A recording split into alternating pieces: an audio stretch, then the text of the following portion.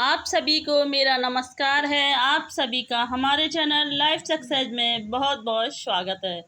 तो आज हम इस क्लास में हिंदी भाषा के स्वरूप से संबंधित महत्वपूर्ण प्रश्नोत्तरों को हल करने वाले हैं, इसलिए क्लास में अंत तक बने रहें। अगर आपको यह क्लास अच्छी लगे तो इसे ज़्यादा से ज़्यादा लाइक शेयर सब्सक्राइब करें।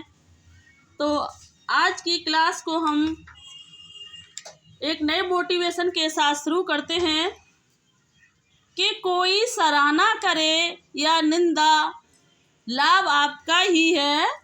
कोई सराहना करे या निंदा, लाभ आपका ही है। प्रशंसा आपको हमेशा प्रेरणा देगी, निंदा सुधरने का अवसर देगी। इसलिए हमें निंदा और लाभ से बिल्कुल नहीं घबराना चाहिए, बल्कि इनसे हमें सीख लेकर के ज़िंदगी में आगे बढ़ना चाहिए।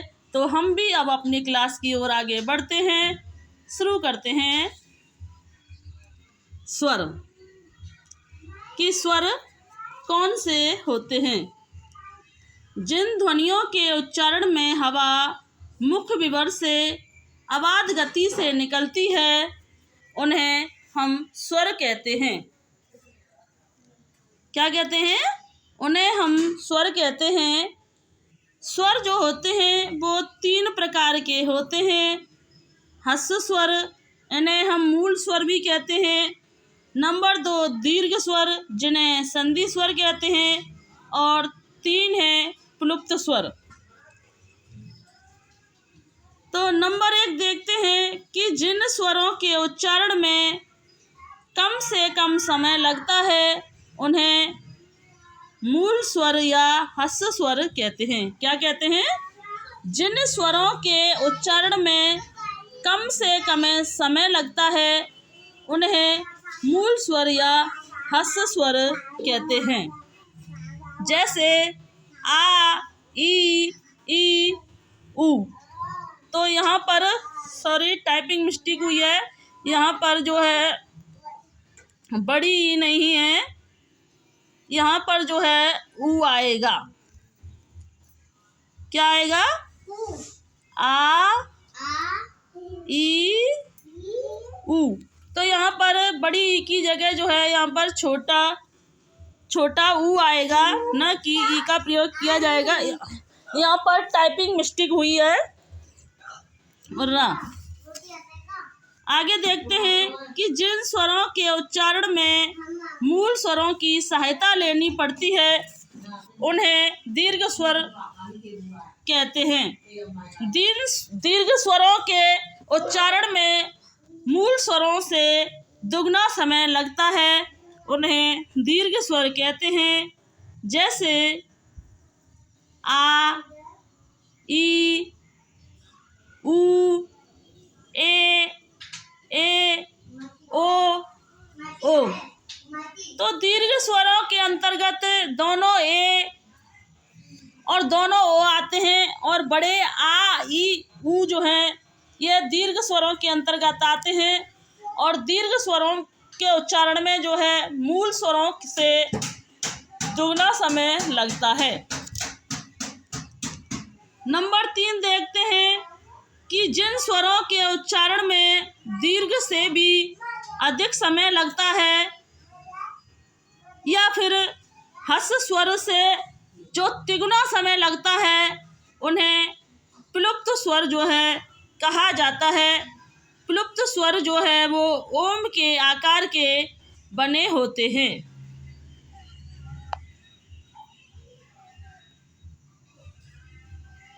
आगे देखते हैं कि उच्चारण की दृष्टि से यहाँ सवार नहीं है, यहाँ पर स्वर है। यह भी टाइपिंग मिस्टेक हुई है कि स्वर की उच्चारण की दृष्टि से भी स्वर जो हैं वो 3 प्रकार के माने जाते हैं। तो 3 प्रकार कौन कौन से हैं? एक तो अग्र स्वर, मध्य स्वर और पश्च स्वर। तो जो अग्र स्वर जो माने जाते हैं, यह सभी जो हैं परीक्षा की दृष्टि से बहुत ही महत्वपूर्ण हैं, इसलिए इन्हें हल्के में न लें और इन्हें अपनी नोटबुक में अवश्य नोट करें, जिससे कि आपको परीक्षा के समय पर यह आसानी से एक ही जगह प्राप्त हो सके। तो अग्र स्वर के अंतर्गत कौन से वर्ड आते हैं? ई, ए। तो दोनों ई और दोनों ए जो हैं वो अग्र स्वर के अंतर्गत माने जाते हैं।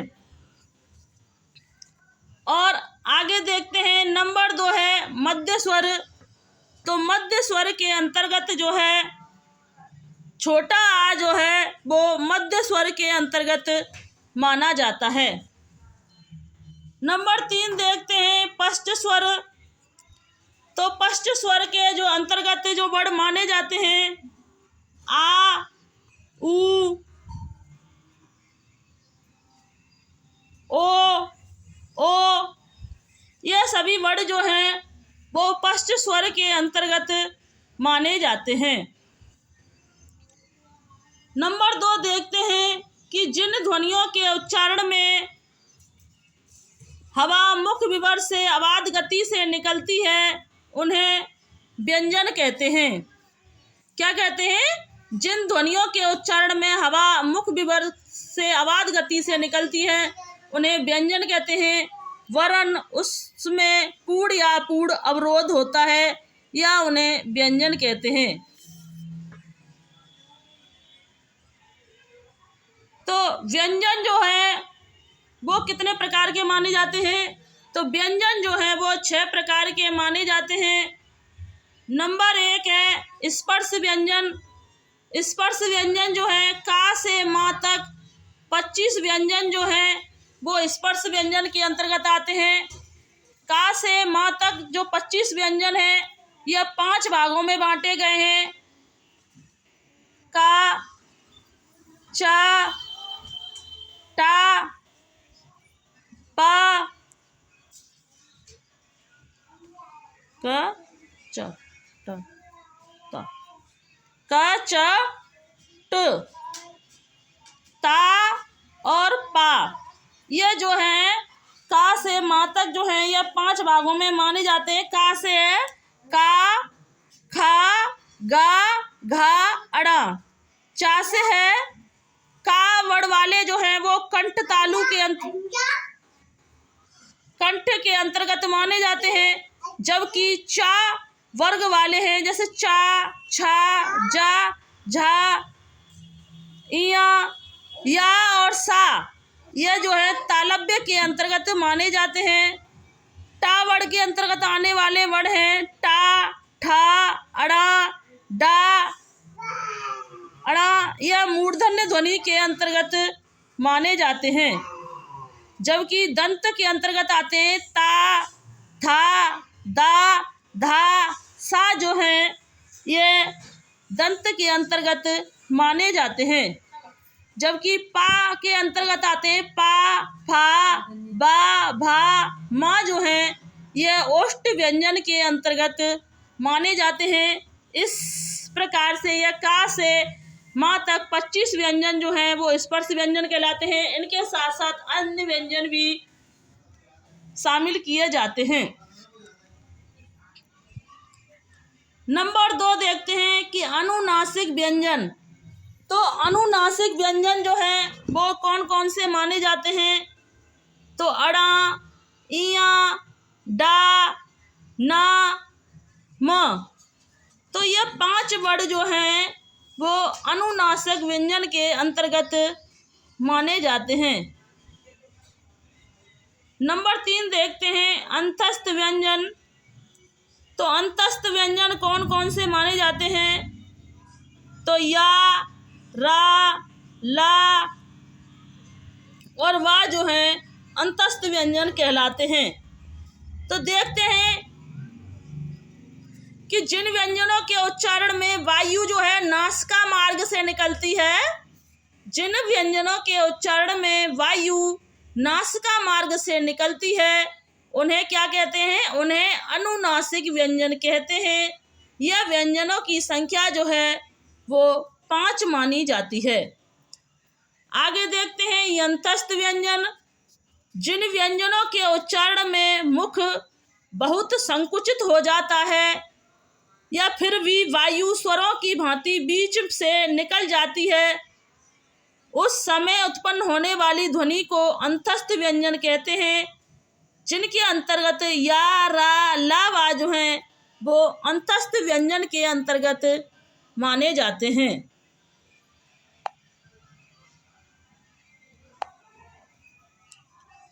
आगे देखते हैं ऊष्म व्यंजन।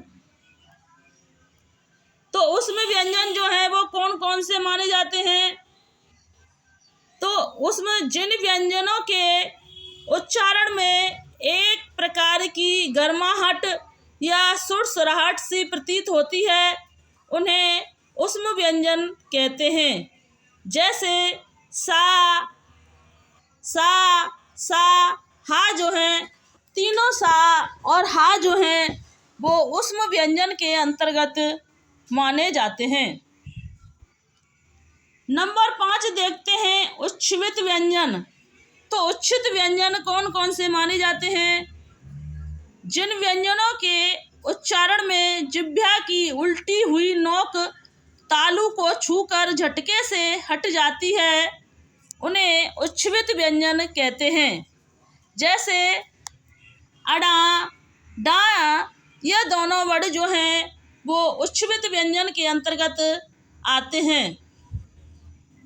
नंबर 6 देखते हैं कि संयुक्त व्यंजन। तो संयुक्त व्यंजन कौन कौन से होते हैं? जिन व्यंजनों के उच्चारण में अन्य व्यंजनों की सहायता लेनी पड़ती है। किसकी?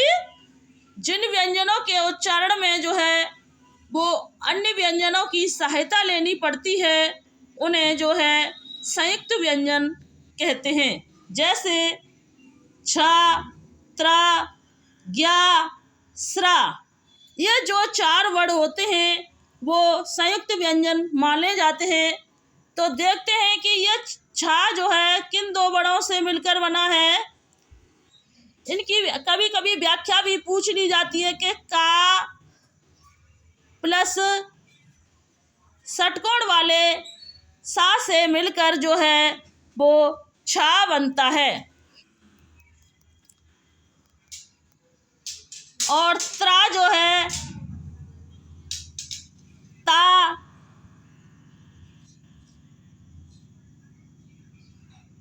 प्लस रा मिलाकर, ता प्लस रा मिलाकर के त्रा बनता है। और ज्ञा, ज्ञा जो है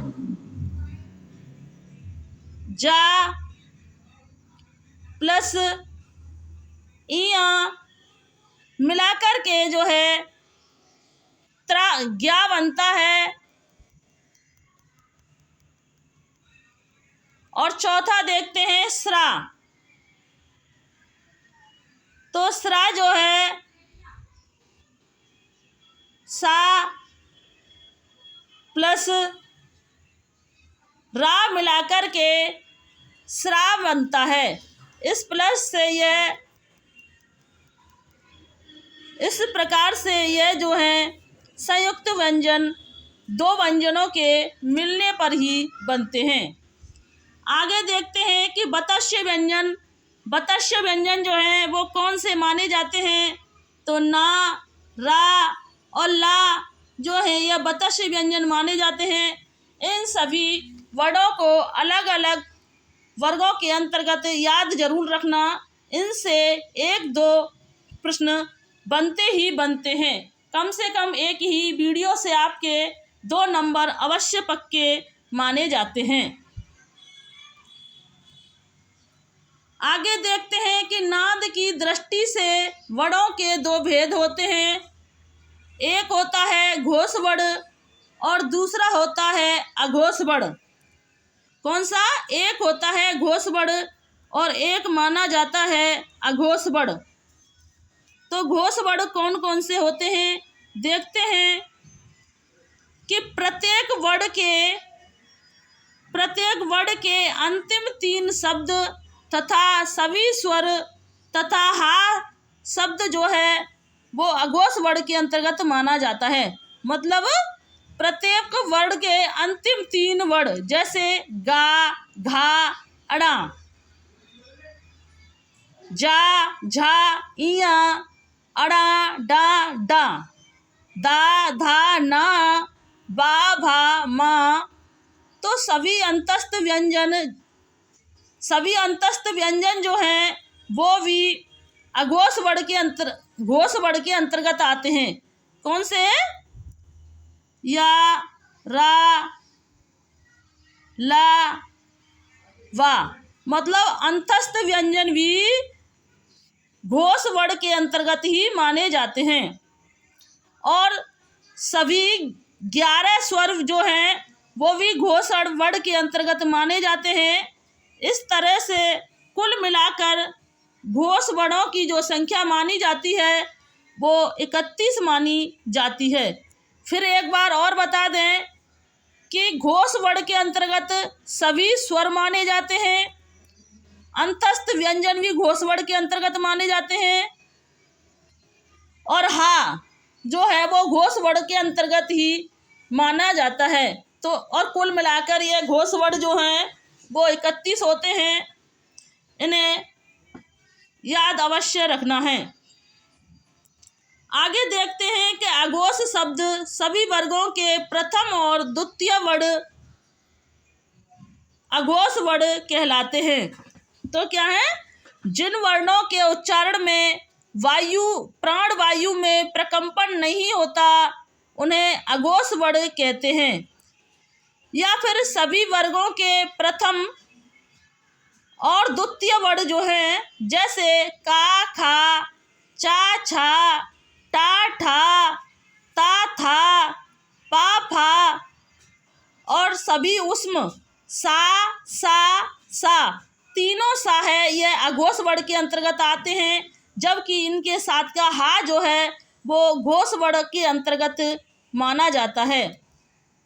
और घोष वर्णों की जो संख्या मानी जाती है वो कुल 13 वर्ण जो हैं वो घोष वर्ण माने जाते हैं।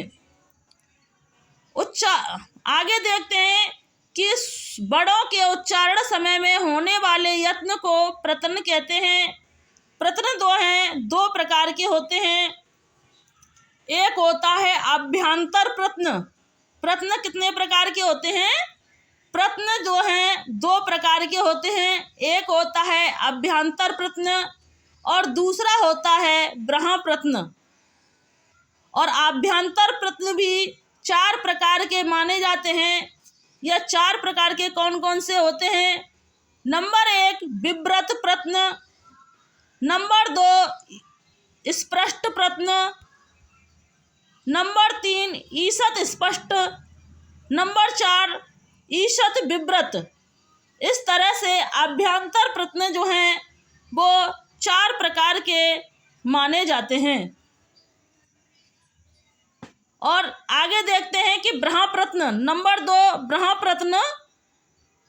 तो ब्रह्म प्रत्न जो है यह भी 2 प्रकार के होते हैं। नंबर 1 घोष प्रत्न और नंबर 2 होते हैं अघोष प्रत्न। तो अभ्यंतर प्रत्न जो माने जाते हैं वो 4 प्रकार के माने जाते हैं और ब्रह्म प्रत्न जो हैं वो 2 प्रकार के माने जाते हैं। तो आज की क्लास को हम यहीं समाप्त करते हैं। अगर आपको हमारी यह क्लास अच्छी लगी हो तो इसे ज़्यादा से ज़्यादा लाइक, शेयर, सब्सक्राइब करें और हमें एक कमेंट ज़रूर किया करें, क्योंकि आपके एक कमेंट से जो है हमें मोटिवेशन मिलता है। तो थैंक्स वॉचिंग दिस वीडियो।